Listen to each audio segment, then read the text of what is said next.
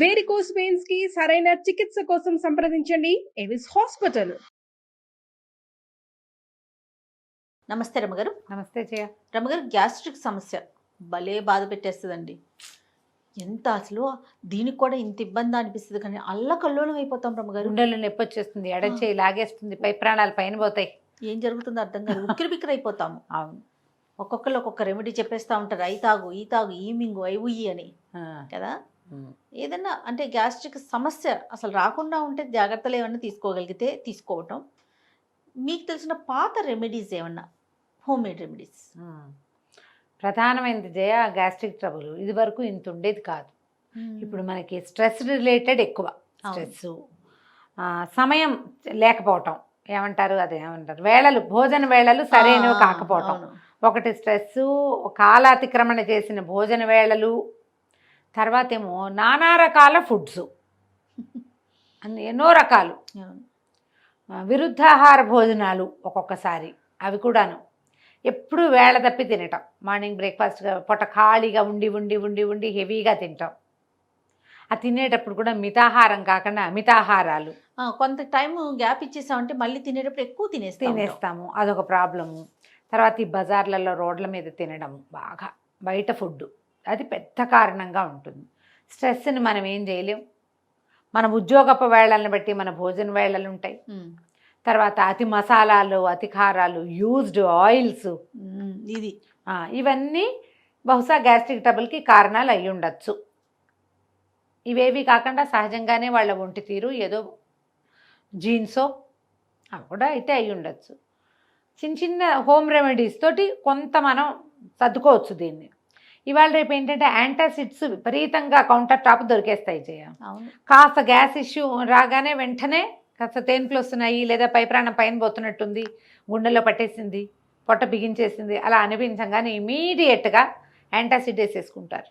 ఏదో ఒక డైజిన్ లాంటివి ఇంట్లో దొరికే ఉంటుంటాయి, అందరి ఇళ్లలో డైజిన్ సీసాలు ఉంటాయి, పోసేయడం. తర్వాత ఈనో కలిపేసుకుని తాగేస్తూ ఉంటారు. ఈనో అయితే మరీ ఘోరంగా, సోడా తాగేవాళ్ళు, కోక్ తాగేవాళ్ళు, లిమ్కాలు తాగేవాళ్ళు బోల్డని కనిపిస్తాయి. ఇలాంటివి ఉన్నాయి జనరల్గా. హాట్ వాటర్ తాగేవాళ్ళు ఎంతమంది ఉన్నారు? చాలా తక్కువ రమ్మగారు. మనకు అసలు తాగాల్సింది అది. ఇది వైద్యం కాదు, తాత్కాలిక ఉపశమనం. రైట్. ఇవి తాగితే ఏమవుతుంది, కూల్ డ్రింక్స్ కానీ ఈనో కానీ తాగితే తేన్పు వచ్చేస్తుంది. ఏంటో మనకి ఫ్రీ అయిపోయిన ఫీలు, అది నిజంగా ఫ్రీ అవుతుందో అవదో తర్వాత తెలుసు. అదే, కానీ ఇప్పుడు దానివల్ల మనకి శరీరానికి జరిగే చెడేమిటన్నది మనకు కనపడుతోందా? అసలు ఆలోచించాం. లాంగ్ రన్లో యాంటాసిడ్లు అవి కూడా ప్రమాదకారులుగా పరిణమించవచ్చు కదా, ఈనో లాంటివి కూడా. అవును కదా. కార్బనైజ్డ్ డ్రింక్స్ అవి తాగటం వల్ల ఏవి, ఇప్పుడు మన కోక్ లాంటివి, లిమ్కా లాంటివి, సోడా తాగిన ఎముకలకి మంచిది కాదు కదా. దానివల్ల రావాల్సిన సైడ్ ఎఫెక్ట్ ఖచ్చితంగా వస్తుంది. ఏ సైడ్ ఎఫెక్టు లేనివి ఏదైనా ఎఫెక్ట్ ఉంటే అది గుడ్ ఎఫెక్టే అయ్యే వాటిని ఎందుకు ట్రై చేయకూడదు? 100% అండి. యాంటాసిడ్లు వాడకండి, నా సిన్సియర్ అడ్వైజ్ మాత్రం అది. హాట్ వాటర్ అంటారా? హాట్ వాటర్ తాగండి. ఒకటి, భోజనము ఒక ముద్ద తక్కువ తినటం అలవాటు చేసుకోండి. సాధ్యమైనంత వేళలు పాటించండి. స్ట్రెస్ మేనేజ్మెంట్ చెయ్యండి. ఇవన్నీ చేయలేమంటావు నువ్వు. చెయ్యాలి, మరి చెయ్యాలి. మసాలాలు, కారాలు అవి తగ్గించండి. నేనైతే కొన్ని పార్టీస్లో కొంతమంది ఫ్రెండ్స్ ఇళ్ళలో కూడా చూస్తా, బిర్యానీ చేస్తారు జయ, ఆ మొత్తం ఉన్న అన్ని రకాల మసాలాలు పోస్తారు జయ, ఘాటుగా ఉండాలట బిర్యానీ. నిజంగా తినే వాళ్ళకి చెమటలు పడి, నేను ఒక్క స్పూన్ తిన్నా 2-3 గంటల దాకా నాకు ఉక్కపోస్తున్నట్టే ఉంటుంది. మామూలుగానే మీకు కారం తగిలితే ఎక్కిళ్ళు వస్తాయి. అయినా నేను కారం తింటాను. మొదట ఏదైనా నెయ్యి అన్నం తినాలి అంతే. నేను కారం తింటాను, తినకపోవటం కాదు, అది డ్రైగా ఉంటుంది గొంతు నాకు, అందుకని ఎక్కిళ్ళు వచ్చేస్తాయి. ఆయిల్, నెయ్యి కావాలి. దీంట్లో ఈ మసాలాలు, ఇన్ని మిరియాలు, స్టార్ అనీసు, ఏలక్కాయలు, లవంగాలు, జీలకర్ర, జాజికాయ, జాపత్రి, ఇంకా ఏమిటో పెద్ద ఏలక్కాయలు, ఇవి కాకుండా ఇంత పొడి, అవన్నీ రుబ్బి పోసి గసగసాలు ఘాటుగా ఒక స్పూన్ తినేసరికి చెమటలు పెట్టేయాలి. అలాగే ఉండాలి. దీంతో పాటు కోక్ ఉండాలట. ఓయమ్మ, బిర్యానీ తింటే ఖచ్చితంగా కోక్ తాగుతారు అమ్మగారు, ఎందుకంటే అది హెవీగా ఉంటుంది కాబట్టి. చక్కగా లైట్గా చేసుకోండి, హాయిగా. లైట్గా ఎందుకు చేసుకోకూడదు? అవును, అదే కరెక్టు అని ఎందుకు అనుకుంటాం? ఇది అలవాటు చేసుకుని ఇది కూడా కరెక్టే. జనం అంతా ఇదే తింటుంటే వాళ్ళు కూడా ఇలాగే చేస్తారు, అంతే కదా. అతిగా తినటం వల్ల మనకు పైగా ఇంత మసాలాదారు దట్టించిన వ్యవహారాన్ని మనం ఇన్ టైం భోజన వేళలు కాకుండా వేళ తప్పించి 4 గంటల వేళ రాత్రి 12 గంటల వేళ తిన్నామంటే అంతే కదా. మన కర్మకి మిడ్ నైట్ బిర్యానీ బిర్యానీ రమ్మంటారు వాళ్ళు. కూడా అవి ఉన్నాయి తెలుసండి. 4 AM బిర్యానీ, 6 AM బిర్యానీ అనుకుంటూ. తర్వాత మీ ఆరోగ్యానికి వాడెవ్వడు గ్యారంటీ ఇవ్వడు నాయన. మీ బతుకు మీరే బతకాలి, మీ పొట్టలో మంటని మీరే మోసుకోవాలి, మీరే మందులు వేసుకోవాలి. ఏదైనా తప్పి తగిలి మన కర్మగాలి పెద్ద జబ్బు వచ్చిందంటే బతుకంతా తిండికి వటించి ఉండాలి, ఏమీ తినకుండా. ఎందుకు చుక్కోవాలా? కంటి నొప్పో పంటి నొప్పో అంటే పైకి వాపు కనిపిస్తుంది, ఈ కడుపులో మంటకి సమస్యకి కనిపించదు, చెప్పలేము. ఈ మంట, ఈ గాలి, పొట్టలో కదులుతున్న గాలి ఎంత ఇబ్బంది పెడతాయి. ఎంత గాలి ఎంత అవసరమో అంత అనవసరం కూడా. ఉక్కిరి బిక్కిరి చేసేస్తుంది. బేసిక్ రూల్స్ కొన్ని పెట్టుకోవాలి జయ. వేళ పట్టున ఆహారము, సాధ్యమైనంత ఇంటి భోజనం, సాధ్యమైనంత సాత్విక ఆహారం, అన్నిటికీ సాధ్యమైనంత రాసుకోవాలి. ప్రతిదానికి అదే అప్లికేషన్. మీరు భోజనం హెవీగా అయితే ఒక గ్లాసెడ్ వేడి నీళ్ళలో కొంచెం నిమ్మరసం, చిటికెడు ఉప్పు వేసుకుని తీసుకోండి.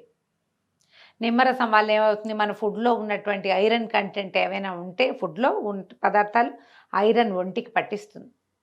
కొంచెం పొట్టకి తేలిగ్గా ఉంటుంది, మెల్లిగా డైజెస్టివ్ సిస్టమ్ స్పీడప్ అయ్యి చకచకా వెళ్ళిపోతుంది పొట్టలోంచి కిందకి. ఆల్రెడీ అది వేడెక్కుంటుంది. ఇంకా వేడి నీళ్లు కొంచెం మరి చాలా అన్ని తాగకండి, కొద్దిగా తాగండి, కొంచెం తాగండి. తర్వాత ఆయుర్వేదిక్ వస్తువులు కొన్ని హింగ్వాష్టకం అని, భాస్కర్ లవణం అని ఇలాంటివి దొరుకుతాయి, అవి తీసుకోవచ్చు మనం. హింగ్వాష్టకం చాలా హాయిగా ఉంటుంది. తర్వాత ఏం చేయొచ్చు మనము, చిన్న అల్లం వాటర్ తాగొచ్చు. అల్లం భావన చేయటం అంటే నిమ్మరసంలో అల్లము జీలకర్ర కొంచెం నానబెట్టి ఎండబెడతారు. జీలకర్ర బాగుంటుంది, అల్లము బాగుంటుంది. అవి కొంచెం నోట్లో వేసుకుని నమలటం, సోంపు నమలటం, సోంపుతోటి టీ లాగా పెట్టుకుని వేడిగానే తాగటం, మసిలి పెట్టక్కర్లా, ఒక్క పొంగు రానిస్తే చాలు. హాట్గానే అంత సోంపు రసం, సోంపు నీళ్లు, సోంపు టీ అనుకోండి. తర్వాత జీలకర్ర టీ ఒకటి, కొద్దిగా ధనియాలు, జీలకర్ర, కరివేపాకు వేసి మరిగించిన టీ, అవి కూడా తాగొచ్చు. జనరల్గా చాలామంది భోజనం తర్వాత టీ కూడా తాగుతారు. టీ తాగితే అన్నం అరిగినట్లు అనిపిస్తుంది. టీ సంగతి నేను చెప్పలేను, పాలు పోసిన టీ సంగతి నాకు పెద్దగా నమ్మకం లేదు, కానీ ఇవి బాగుంటాయి. వీటిలలో ఏమైనా హెవీ ఆయిల్ ఫుడ్స్ తీసుకున్నప్పుడు ఇలాంటివి తీసుకోండి.